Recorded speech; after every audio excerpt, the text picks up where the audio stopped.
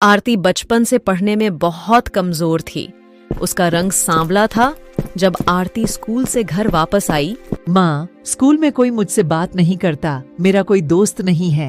आरती, तुम बस अपने काम से मतलब रखा करो।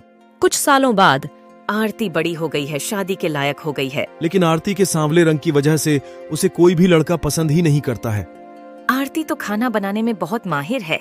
उसके हाथों में जादू है। वह जो भी बनाती है वह बहुत स्वादिष्ट व टेस्टी बनता है।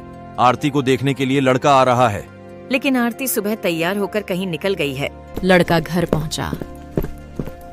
अंकल, आरती कहाँ है? बेटा, वह घर पर नहीं है। जब वो घर पर नहीं थी तो मुझे क्यों बुलाया? लड़के को गुस्सा आ गया और आरती के मम्मी पापा को खरी खोटी सुनाकर चला गया।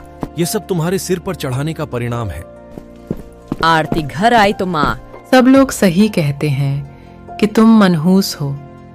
तुम पैदा होते ही मर जाती तो आज ये दिन नहीं देखना पड़ता। माँ, क्या मैं मर जाऊं? हाँ, मर जाओ। आरती ने अपने कमरे में जाकर दरवाजा बंद कर लिया। माँ आरती के कमरे की ओर गई। आरती, दरवाजा खोलो। लेकिन आरती ने कोई जवाब नहीं दिया। आरती के माँ पापा, आरती, दरवाजा खोलो। आप दरवाजा तोड़ दीजिए। अंदर आरती पंखे से लटके हुए थी। आरती को पंखे से अलग किया। आरती के हाथ में एक पत्र था।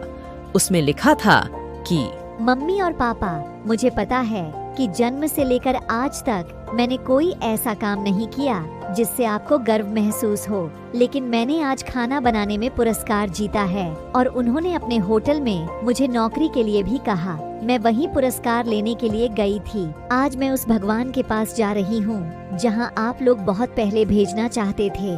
चिट्ठी को पढ़कर आरती के माता पिता के पांव तले जमीन खिसक गई।